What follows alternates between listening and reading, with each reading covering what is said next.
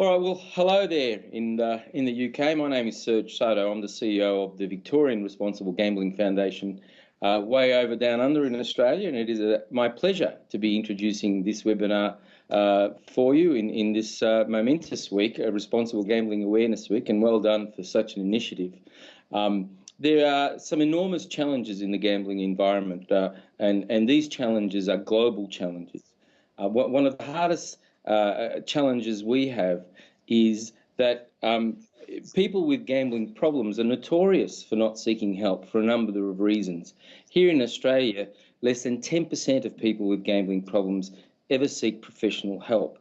The reasons are a lot associated with the stigma related to gambling, awareness of services, accessibility to services. There are a number of reasons why people with gambling problems don't seek help.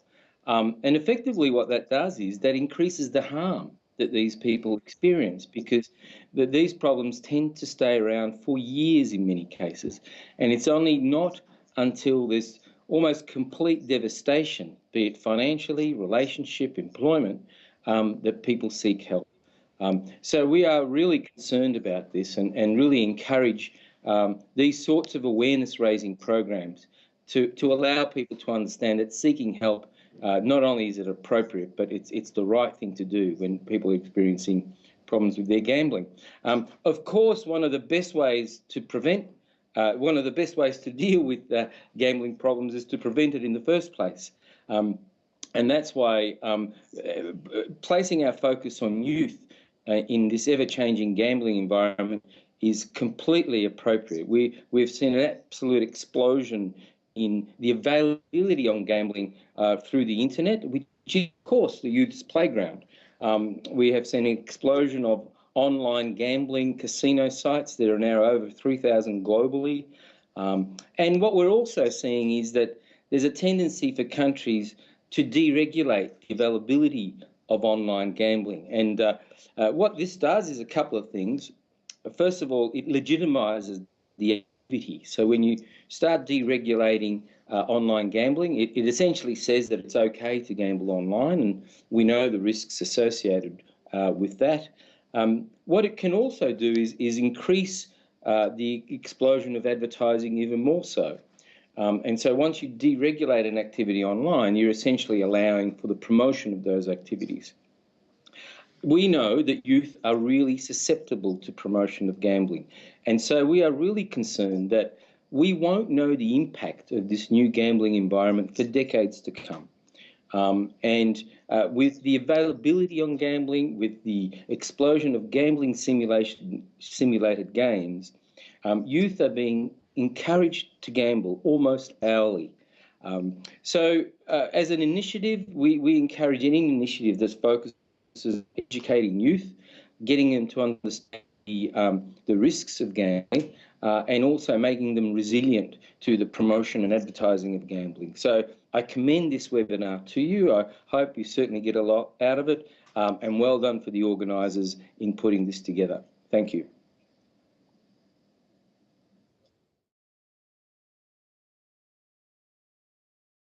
Kids and betting, they should never go together. Protect kids from the risks of gambling. Find out how at kidbet.com.au. Yeah, look, the KidBet campaign, the overall campaign was born out of research that we gathered some months back. And we went through an exercise of looking at all the research that's around in Australia and internationally to really determine what's the extent of teenage gambling issues in this country. And to our surprise, we found out that more teenagers are gambling than what we anticipated. So 70 to 80% of teenagers have gambled in the past 12 months. But of more concern, we found that up to 4 to 5% of teenagers actually have a gambling problem. So this is 1 in every 25, which equates to about 1 in every classroom, if you like, high school classroom. So the problem was more prevalent than what we'd anticipated. So we decided that we needed a concerted campaign to raise awareness of this issue. So KidBet campaign it's a round of advertising that points to a much broader campaign, Gambling's Not a Game. So the Gambling's Not a Game consists of a number of arms to it. It has a parental guide, which we're trying to engage parents in this issue of teenage gambling and really help them educate the kids and give them information on how to spot if their kids are gambling and whether the kids have issues, and generally educate them. It involves a campaign for schools, so to engage educators in this whole topic and give them material so they can embed gambling information in their curriculum. And it's about engaging sporting clubs in this whole issue around separating the sport from gambling activities. So it's quite a considerable program that we launched last week.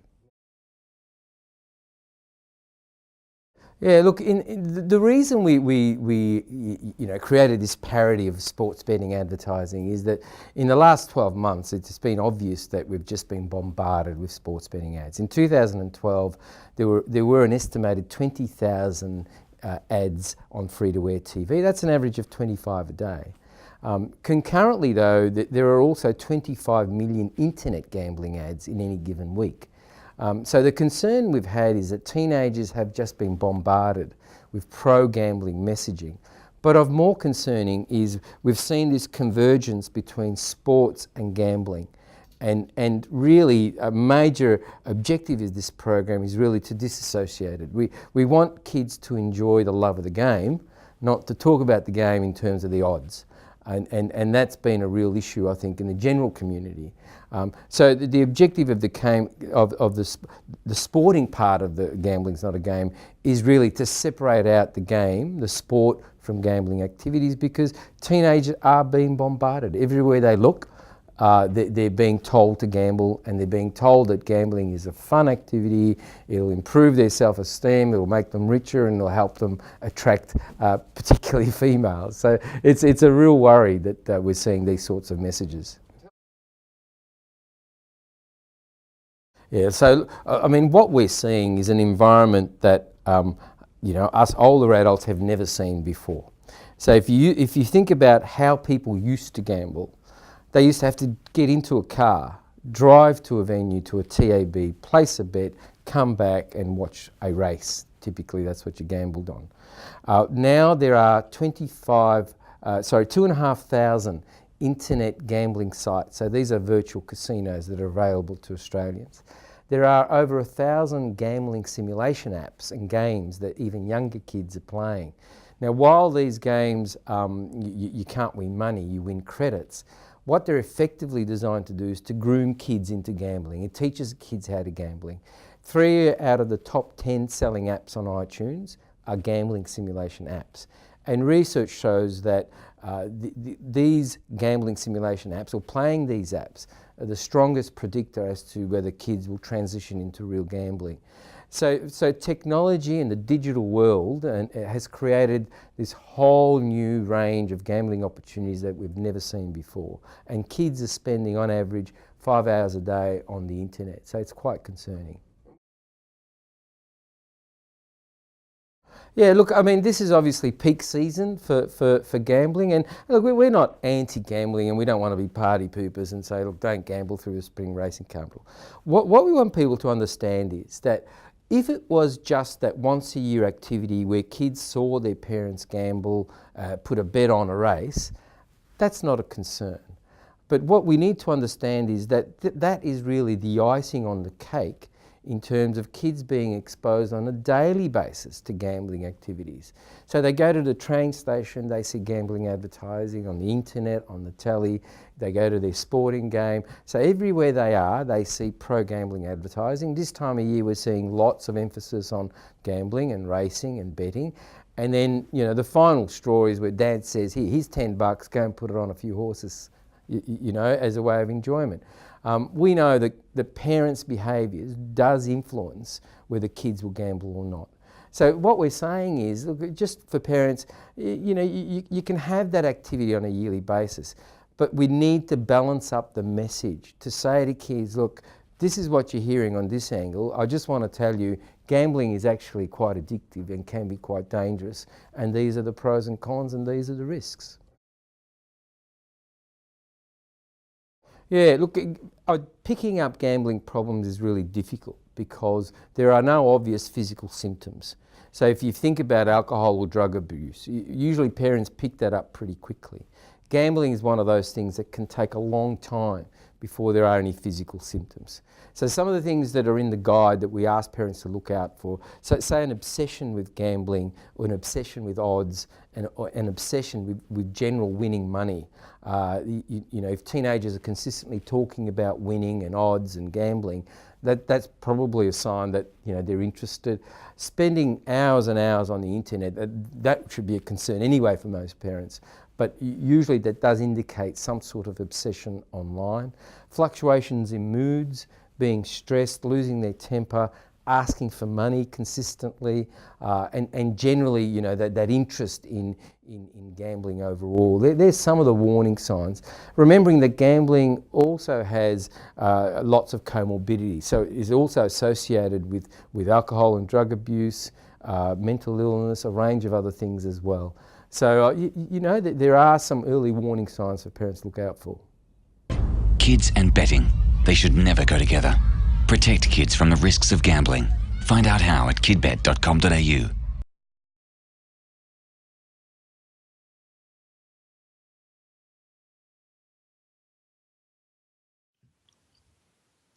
The neuroscience of gambling behavior and gambling addiction is an area that has really taken off in the last few years in terms of the research. And a lot of the research there has focused on a brain network that we call the brain reward system.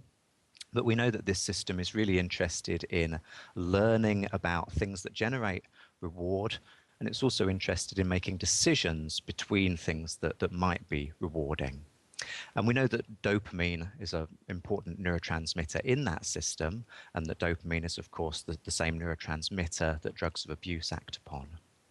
And what we know from the research in the last few years is that gambling as a behavior and winning money in gambling games clearly drives that system in the brain. And we can also see how certain features of gambling games might be particularly potent in driving that system. So some of our own work, for example, has looked at gambling near misses within a slot machine, and we can see that although these are loss events, nevertheless, the brain reward system responds and is activated by near misses. And then some of the recent work has started to probe the integrity of that system in people with gambling problems as well. And the jury is still out about the story there, with some experiments indicate that this system is underactive, and therefore that gamblers might play to try and compensate for that underactivity. Other experiments indicate that these areas in the brain seem to be overactive or hypersensitive. And the experiments are still ongoing, trying to decide between those two alternatives.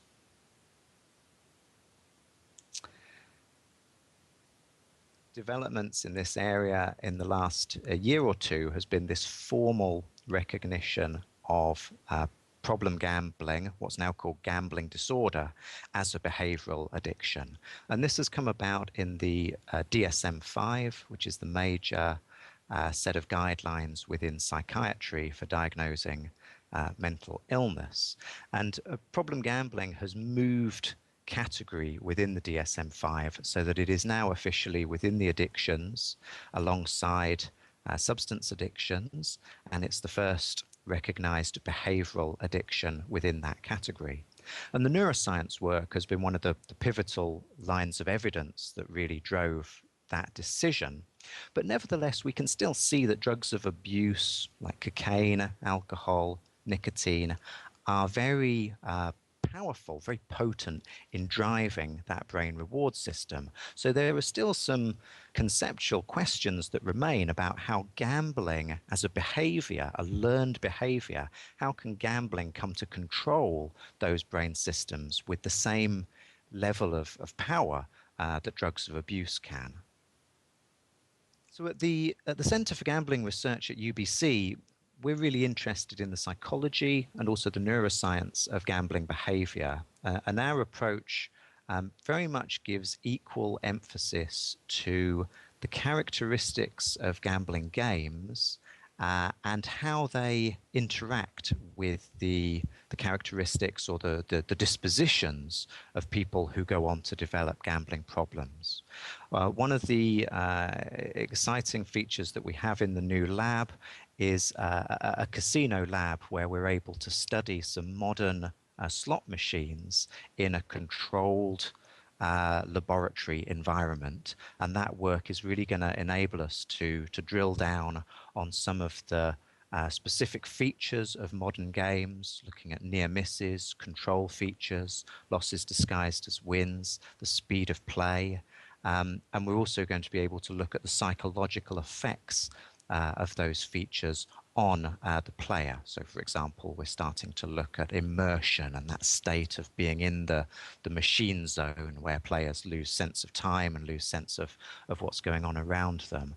And so this casino lab is one of only a few facilities like this around the world, and that's really going to enable us to take this work forward, and we'll be merging neuroscience techniques with that as well. For example, we do a lot of work looking at physiological arousal in terms of heart rate or sweating, skin conductance changes while people gamble. So this emphasis, the equal weighting of both the gambling form and the gambler is really where we're trying to focus.